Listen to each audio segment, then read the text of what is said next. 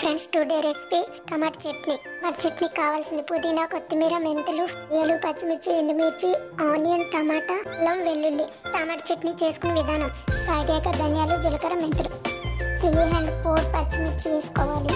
రవ్వ ఇంగు వేసుకోవాలి ఫ్లేవర్ గురించి. వేసుకున్న తర్వాత అల్లం, వెల్లుల్లి వేసుకోవాలి. ఎండుమిర్చి వేసుకోవాలి.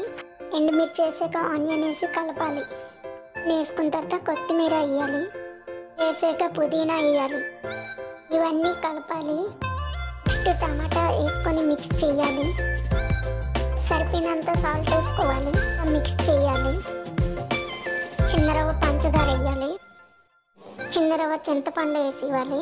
చింతపండు వేసాక కొంచెం వాటర్ వేసేసి మూత పెట్టి కలిపేసి మూత తీసి ఆ మగ్గిపోయిన పచ్చడి కలిపేసి కొంచెంసేపు ఇది అయ్యాక మగ్గిపోయిన తర్వాత అది తీసుకెళ్ళి మిక్సీ చేయించి ఇవ్వాలి.